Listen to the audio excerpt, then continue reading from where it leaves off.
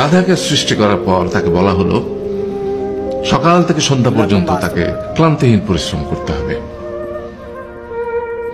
সারা জীবন তাকে পিঠে ভারী বোঝা বইতে হবে, খেতে পাবে শুধু ঘাস, আর তার মাথায় কোনো বুদ্ধি থাকবে না। তার আয়ু হবে 50 বছর। গাধা করজোড়ে সৃষ্টিকর্তাকে বলল, আমি এত বছর বাঁচতে চাই না, আমাকে 20 বছর আয়ু দেওয়া হোক। সৃষ্টিকর্তা সেটাই মঞ্জুর করলেন। কুকুরকে যখন সৃষ্টি করা হলো তখন তাকে বলা হলো যে সে হবে মানুষের সবচেয়ে বড় বন্ধু, কিন্তু সে খাবে মানুষের উচ্ছিষ্ট, এবং তার আয়ু হবে 30 বছর। কুকুর সৃষ্টিকর্তাকে বলল, আমি এত বছর বাঁচতে চাই না, আমাকে 15 বছর আয়ু দেওয়া হোক। সেটাই মঞ্জুর করা হলো। এরপর বানরকে বলা হলো, তুমি শুধু গাছের এ ডাল থেকে ও ডালে ঝুল খাবে এবং নানান রকম ফন্দি ফিকির করে মানুষকে আনন্দ দেবে, তোমার আয়ু হবে 20 বছর।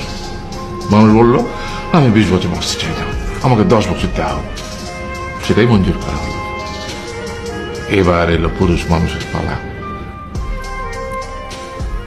তাকে বলা হলো যে তুমি হলে প্রাণীগুলোর মধ্যে সবচেয়ে বিচক্ষণ এবং বুদ্ধিমান, সেই জন্য তোমাকে প্রাণীদের শিরোমণি করা হলো এবং তোমার আয়ু হবে 20 বছর।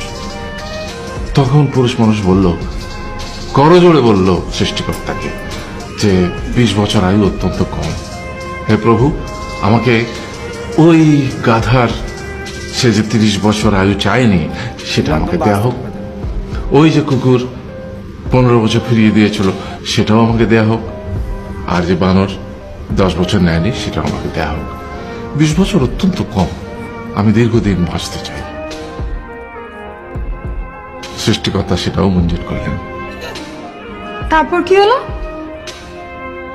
সেই থেকে ছেলেরা পুরুষ মানুষ হিসেবে বাঁচে 20 বছর, তারপরের 30 বছর সংসারের বোঝা পিঠে করে বয়ে বেড়ায়, সেটা কার মতো? গাধার মতো। তারপরের 15 বছর সে তার ছেলে মেয়েরা যা দেয় সেই রকম ঠিক কুকুরের মতো উচ্ছিষ্ট খেয়ে বাঁচে।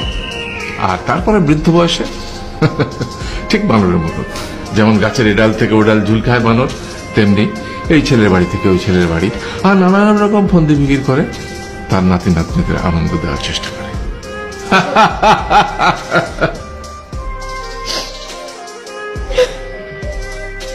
আরে এই থাম, কাঁদছিস কেন? তোমাদের কত দুঃখ বাবা, এত কষ্ট।